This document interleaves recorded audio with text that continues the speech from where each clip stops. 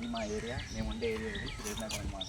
So ఇక్కడ చూసుకుంటుంటే మనకి ఎక్కడ చూసినా సరే డ్రైనేజెస్ కానీ వేస్ట్ కానీ ఎలా పడితే అలా పడిపోయి ఉన్నదన్నమాట. ఎవరో సరిగ్గా దీన్ని క్లీన్ చేయరు, దీని గురించి పట్టించుకోరు.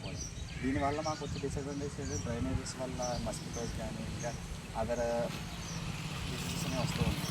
దీనివల్ల ల్యాండ్ పొల్యూషన్ అనేది జరిగిపోతుంది. మెయిన్ వచ్చేసి మొత్తం ప్లాస్టిఫికేషన్ అనమాట. ఈ ప్లాస్టిఫికేషన్ వల్ల రీసైకిల్ అవ్వదు, గ్రౌండ్లో వచ్చేసి అది కలవదు, అంత త్వరగా డికంపోజ్ అవ్వదు. దానివల్ల ఏంటంటే ల్యాండ్ పొల్యూషన్ అనేది అయిపోతుంది.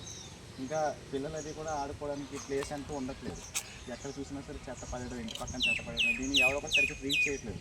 దీన్ని రెడ్యూస్ చేయాలంటే ఉన్న మేజర్ టాస్క్ ఏంటంటే ఇంట్లో నీట్గా డస్ట్బిన్స్ యూజ్ చేయడం, ఈ డ్రైనేజ్ వాటర్ ఫెసిలిటీస్ అనేది సీవేజెస్ డ్రైనేజెస్ ఉంటాయి కదా, వాటిని నీట్గా క్లీన్ చేసుకోవడం వల్ల మనకి ఇటువంటి ప్రాబ్లమ్స్ అనేవి రాకుండా ఉంటాయి.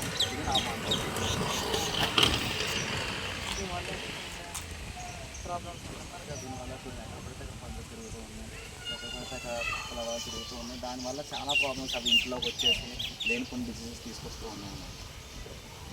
సో మెయిన్గా సజెషన్గా ఏంటంటే మున్సిపల్ కార్పొరేషన్ అనేది ఒక విజన్తో వచ్చి ముందుకి ఒక డే అనేది కేటాయించేసి ఏ స్ట్రీట్ ఆ స్ట్రీట్ పీపుల్తోనే వాళ్ళ లొకాలిటీస్ వాళ్ళ ప్లేసెస్ అన్నీ కూడా క్లీన్ చేస్తూ వాళ్ళ మోటివ్తో వాళ్ళ ముందరు చేసి వాళ్ళు ఇవన్నీ రిడ్యూస్ అవుతాయని నేను అనుకుంటున్నాను.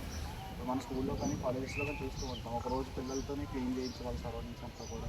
అలా చేయించిన వాళ్ళు ఏంటంటే వాళ్ళకంటూ ఒక ఇది వస్తుంది, ఒక ఐడియా వస్తుంది. ఇప్పుడు విలేజెస్ ఇలాంటి వాటిలో ఉన్న వాళ్ళకి తెలియదు, ఏమి పడేస్తారు, వాళ్ళకి తీసుకుంటారు అనుకుంటారు.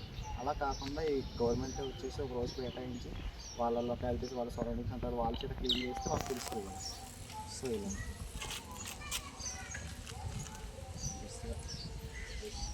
ఇలా క్లీన్ చేయొచ్చు.